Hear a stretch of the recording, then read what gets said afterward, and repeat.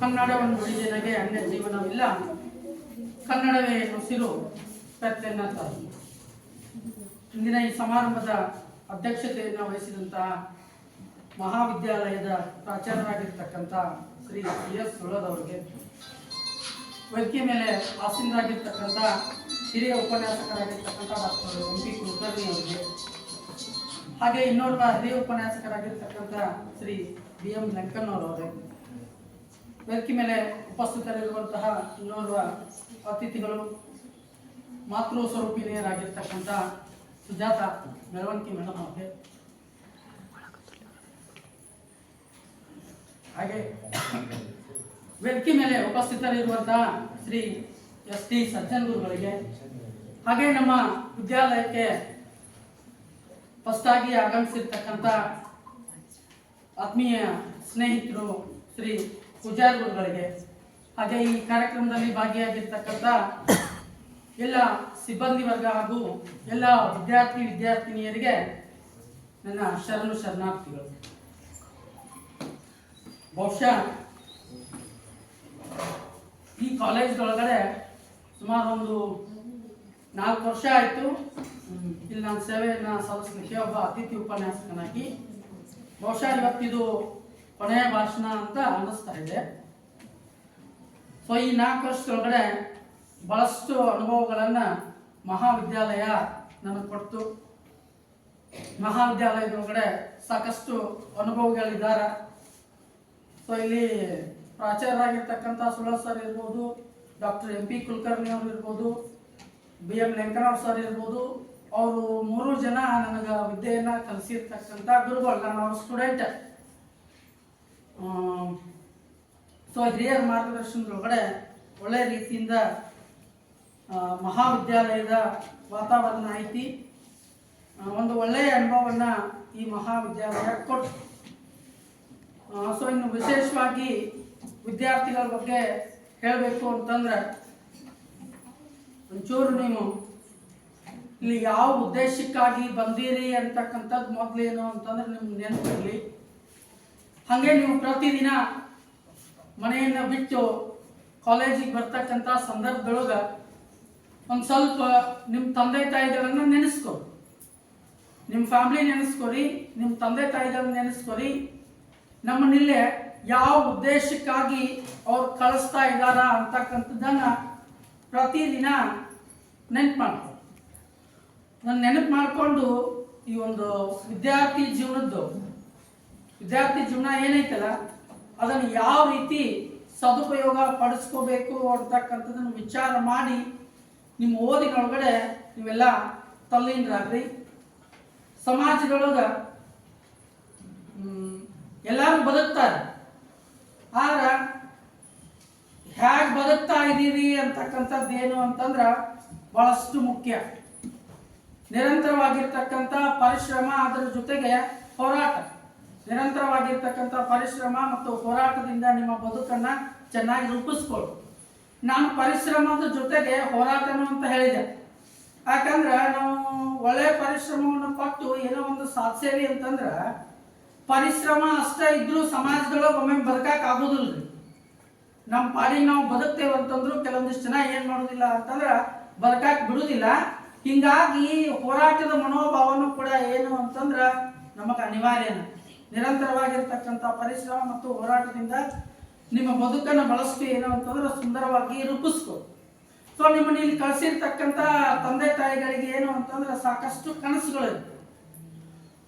ಅದರ ಜೊತೆಗೆ ಏನು ಅಂತಂದ್ರೆ ನಿಮ್ಮ ಪಾಠ ಮಾಡ್ತಕ್ಕಂಥ ಶಿಕ್ಷಕರಿಗೂ ಕೂಡ ಏನು ಅಂತಂದ್ರೆ ನಿಮ್ಮ ಬಗ್ಗೆ ಸಾಕಷ್ಟು ಏನು ಅಂತಂದ್ರೆ ಕನಸುಗಳು ಇರ್ತಾವ.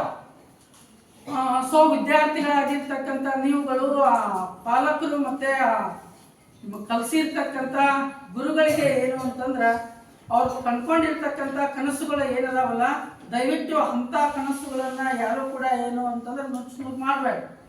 ಇಲ್ಲಿ ಎಲ್ಲ ಉಪನ್ಯಾಸಕರು ನಿಮಗೆ ಪಾಠ ಮಾಡ್ತಕ್ಕಂಥವ್ರಿಗೆ ಕೆಲವೊಂದಿಷ್ಟು ತಮ್ಮ ವಿದ್ಯಾರ್ಥಿಗಳ ಬಗ್ಗೆ ಯಾರಿಗೆ ವಿದ್ಯೆಯನ್ನು ನೀಡಿರ್ತಾರಲ್ಲ ಆ ವಿದ್ಯಾರ್ಥಿಗಳ ಬಗ್ಗೆ ಕೆಲವೊಂದಿಷ್ಟು ಕನಸುಗಳು ಸಾಮಾನ್ಯವಾಗಿ ಇದ್ದೇ ಇರ್ತಾವ, ಇರಲೇಬೇಕು. ಹಂಗಾಗಿ ನನ್ನ ಕೈಯೊಳಗಡೆ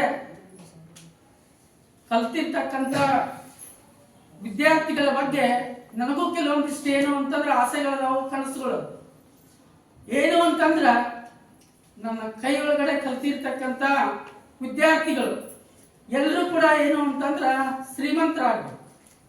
ಶ್ರೀಮಂತರಾಗಬೇಕು ಅಂತಂದ್ರೆ ಜಾಸ್ತಿ ದುಡ್ಡು ಮಾಡೋದಲ್ಲ, ಶ್ರೀಮಂತರಾಗಬೇಕು ಅಂತಂದ್ರೆ ಜಾಸ್ತಿ ವಸ್ತು ಒಡವೆಗಳನ್ನ ಹೊಂದುವುದಲ್ಲ. ನೀವೇನ ಶ್ರೀಮಂತರಾಗೋದಿದ್ರೂ ಸಹಿತ ಅದು ನಿಮ್ಮ ಗುಣದಿಂದ ಶ್ರೀಮಂತರಾಗ್ರಿ, ಪ್ರೀತಿಯಿಂದ ಶ್ರೀಮಂತರಾಗ್ರಿ, ಆತ್ಮವಿಶ್ವಾಸದಿಂದ ಶ್ರೀಮಂತರಾಗ್ರಿ ಅಂತಕ್ಕಂಥ ರೀತಿಯಿಂದ ನಾನು ಕೇಳ್ಕೊತೀನಿ. ನನಗೂ ಕೆಲವೊಂದಿಷ್ಟು ಆಸೆಗಳಿದಾವು. ಮುಂದೊಂದು ದಿನ ನನ್ನ ಯಾವುದೋ ಒಂದು ವಿದ್ಯಾರ್ಥಿನಿ ಒಬ್ಬ ದೊಡ್ಡ ವ್ಯಕ್ತಿಯಾಗಿ ಇಂಥದ್ದೇ ಒಂದು ಕಾರ್ಯಕ್ರಮಕ್ಕೆ ಬಂದ್ರೆ ಆ ವಿದ್ಯಾರ್ಥಿನಿಯನ್ನ ಹೆಮ್ಮೆಯಿಂದ ಏನು ಅಂತಂದ್ರ ನಾನಾ ಪರಿಚಯ ಮಾಡಿಕೊಡ್ಬೇಕು. ನನ್ನ ವಿದ್ಯಾರ್ಥಿ ಏನಾದ್ರು ಒಬ್ಬ ಡಾಕ್ಟರ್ ಆದ್ಲು ಅಂತಂದ್ರ ನಾನು ಮೊದಲು ಏನು ಅಂತಂದ್ರೆ ಪೇಷಂಟ್ ಆಗಿ ಆ ಸ್ಟೂಡೆಂಟ್ ಹತ್ರ ಹೋಗ್ಬೇಕು. ನನ್ನ ವಿದ್ಯಾರ್ಥಿ ಏನಾದ್ರು ಒಬ್ಬ ಇಂಜಿನಿಯರ್ ಆದ ಅಂತಂದ್ರ ಒಬ್ಬ ಇಂಜಿನಿಯರ್ ಆದ್ಲು ಅಂತಂದ್ರ ಅವ್ರ ಕಡೆಯಿಂದ ಏನು ಅಂತಂದ್ರ ಒಂದು ಸಣ್ಣದಾಗಿರ್ತಕ್ಕಂಥ ಮನೆಯನ್ನ ಕಟ್ಟಿಸ್ಬೇಕು. ನನ್ನ ವಿದ್ಯಾರ್ಥಿನಿ ಏನೋ ಒಬ್ಬ ಶಿಕ್ಷಕ ಆದ ಅಂತಂದ್ರ ನನ್ನ ಮಕ್ಕಳು ಖಂಡಿತವಾಗ್ಲೂ ಅವ್ರು ಇರ್ತಕ್ಕಂಥ ಸ್ಕೂಲಿಗೆ ಅಡ್ಮಿಷನ್ ಮಾಡಬೇಕು. ಸೊ ಹಿಂಗ ನನಗೂ ಕೆಲವೊಂದಿಷ್ಟು ಕನಸುಗಳಿದಾವು. ನಿಮ್ಮನ್ನು ಕಲಿಸ್ತಕ್ಕಂಥ ಪೇರೆಂಟ್ಸ್ಗೂ ಏನು ಅಂತಂದ್ರೆ ಸಾಕಷ್ಟು ಕನಸುಗಳಿರ್ತಾವೆ. ದಯವಿಟ್ಟು ಅಂಥವ್ರ ಕನಸನ್ನ ಯಾರೋ ನುಚ್ಚು ಮಾಡಬೇಡ್ರಿ. ನಿಮ್ಮ ಗುರಿ ಉದ್ದೇಶ ಏನು ಐತಿ ಅಂತಕ್ಕಂಥದ್ದು ಪ್ರತಿದಿನ ಏನು ಅಂತಂದ್ರ ನಿಮ್ಮ ಮನಸ್ಸಿನೊಳಗಡೆ ಅದಿರ್ಲಿ. ಅದ್ರ ಜೊತೆಗೆ ಈ 4 ವರ್ಷದೊಳಗಡೆ ನನ್ನ ವಿದ್ಯಾರ್ಥಿಗಳಿಗೆ ಎಷ್ಟು ಕೊಟ್ಟನೋ ಎಷ್ಟು ಬಿಟ್ಟನೋ ಗೊತ್ತಿಲ್ಲ, ಆದ್ರೆ ಆ ವಿದ್ಯಾರ್ಥಿಗಳಿಂದ ಪಡ್ಕೊಂಡಿರ್ತಕ್ಕಂಥದ್ದು ಸಾಕಷ್ಟು ಐತಿ. ಸುಮಾರು ನಾನು 4ನೇ ಇದ್ದಾಗಿದ್ದಾನೆ ಏನು ಅಂತಂದ್ರ ಈ ಭಾಷಣ ಮಾಡ್ತಕ್ಕಂಥದ್ದು ನನ್ನ ರೂಢಿ. ಸುಮಾರು 20 ವರ್ಷ ನಾನು ಭಾಷಣ ಮಾಡಕ್ಕೆ ಸ್ಟಾರ್ಟ್ ಆಗಿ ಒಂದು 25 ವರ್ಷ ಆದರೂ ಯಾವತ್ತೂ ಕೂಡ ನನ್ನ ಧ್ವನಿ ನಡಗಿರ್ಲಿಲ್ಲ. ಸೊ ಯಾಕೋ ಮಾತನಾಡಲಿಕ್ಕೆ ಆಗ್ತಾ ಇಲ್ಲ. ಸೊ ಎಲ್ಲ ವಿದ್ಯಾರ್ಥಿನಿಯರಿಗೆ ಹಾಗೂ ವೇದಿಕೆ ಮೇಲೆ ಆಸೀನರಾಗಿರ್ತಕ್ಕಂಥ ಎಲ್ಲರಿಗೂ ಕೂಡ ಧನ್ಯವಾದಗಳನ್ನು ಹೇಳಿ ನನ್ನ 2 ಮಾತುಗಳನ್ನು ಮುಗಿಸ್ತೀನಿ. ಸೊ ಅದ್ರ ಜೊತೆಗೆ ಇನ್ನೊಂದು ಏನು ಅಂತಂದ್ರೆ ನಾನು ಪ್ರಥಮ PUC ಒಳಗಡೆ ಪ್ರತಿ ವರ್ಷ ವಿಜ್ಞಾನ ವಿಭಾಗದೊಳಗಡೆ ಅತಿ ಹೆಚ್ಚು ಅಂಕಗಳನ್ನ ಯಾರು ಪಡ್ಕೋತಾರೋ ಅವ್ರಿಗೆ ಒಂದು 2,000 ರೂಪಾಯಿ ನಗದು ಬಹುಮಾನವನ್ನ ಕೊಡ್ತೇನೆ ಅಂತ ಘೋಷಣೆ ಮಾಡಿದ್ದೆ. ಕೊಡ್ತಾ ಬಂದಿದ್ದೀನಿ. ಇವಾಗ 6 ವರ್ಷ ಪ್ರಥಮ PUC ಒಳಗಡೆ ಕನ್ನಡ ವಿಷಯದೊಳಗಡೆ ಅತಿ ಹೆಚ್ಚು ಅಂಕಗಳು ಅಂತಂದ್ರೆ ಇದು ಎಲ್ಲರಿಗೂ ಕೂಡ ಏನು ಅಂತಂದ್ರೆ ಒಂದು ಪ್ರೇರಣೆ ಆಗ್ಬೇಕು. ಆ ವಿದ್ಯಾರ್ಥಿನಿ ಸುಮಾರು ಕನ್ನಡ ವಿಷಯದೊಳಗಡೆ ಎಷ್ಟು ಅಂಕಗಳನ್ನ ಪಡ್ಕೊಂಡಿದ್ದಾಳ ಅಂತಂದ್ರ 100ಕ್ಕೆ 98 ಅಂಕಗಳನ್ನ ಪ್ರತಿಶತ 98 ಆಮೇಲೆ ಇನ್ನೂ ಒಂದು ವಿಚಾರ ಹೇಳ್ತೇನೆ. ಏನು ಅಂತಂದ್ರ ನಾನೇನಾದ್ರೂ ಆ ಪತ್ರಿಕೆಗಳನ್ನ ವ್ಯಾಲ್ಯೂಯೇಷನ್ ಮಾಡಿದ್ನಿ ಅಂತಂದ್ರ ನಮ್ಗೆ ಅನುಭವ ಕಡಿಮೆ ಅಂತಂದ್ರೆ ಒಂದು 10-12 ವರ್ಷ ಆತ್ರಿ ಉಪನ್ಯಾಸಕ ವೃತ್ತಿ ಮಾಡಕ್ಕಂತಿ. ಆದ್ರೂ ಕಡಿಮೆನ ಸ್ವಲ್ಪ ಹೆಚ್ಚು ಕಡಿಮೆ ಆಗಿರ್ತಕ್ಕಂಥ ಸಾಧ್ಯತೆ ಇರ್ತಿತ್ತು. ಆಗ ಆ ಪತ್ರಿಕೆಗಳನ್ನ ವಿಜ್ಞಾನ ವಿಭಾಗ ಪತ್ರಿಕೆಗಳನ್ನ ವ್ಯಾಲ್ಯೂಯೇಷನ್ ಮಾಡಿದವರು ಯಾರು ಅಂತಂದ್ರೆ ಡಾಕ್ಟರ್ MP ಕುಲಕರ್ಣಿ ಸರ್ ಕೈಯ ಪೇಪರ್ ಹೋಗೈತಿ ಅಂತಂದ್ರೆ 10 ಬರೆ ಅಳದು ತೂಗಿ ನೋಡಿನ ಏನ್ ಮಾಡಿರ್ತಾರ ಅಂತಂದ್ರ ಅವ್ರ ಅಂಕಗಳನ್ನ ಕೊಟ್ಟಿರ್ತಾರ. ಅಂತ ರೀತಿ ಒಬ್ಬ ಇನ್ನೇನು ರಿಟೈರ್ಡ್ ಆಗಿ ಬಂದವ್ರು ಸರ್ ಇನ್ನೊಂದು 2 ವರ್ಷ ಅಂತಂದ್ರ ಅಂಥವ್ರ ಕೈ ಒಳಗೆ ವ್ಯಾಲ್ಯೂಯೇಷನ್ ಆದ್ರೂ ಸಹಿತ ಆ ವಿದ್ಯಾರ್ಥಿನಿ 98% ಅಂಕಗಳನ್ನ ಪಡ್ಕೊಂಡಾಳ ಅಂತಂದ್ರ ಅದ್ಭುತವಾಗಿರ್ತಕ್ಕಂಥ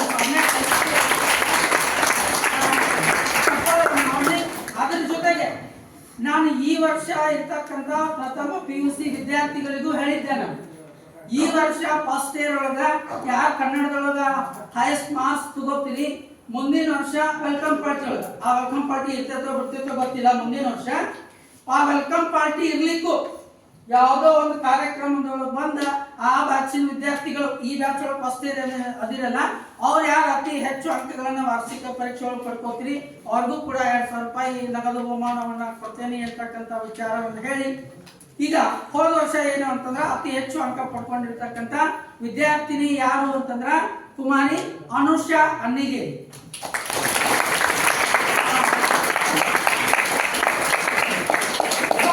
ವೇದಿಕೆ ಮೇಲೆ ಬಂದು ಪ್ರಾಚಾರ್ಯ ಮತ್ತು ಹಿರಿಯ ಉಪನ್ಯಾಸಕರಿಂದ ಒಂದು ಬಹುಮಾನವನ್ನ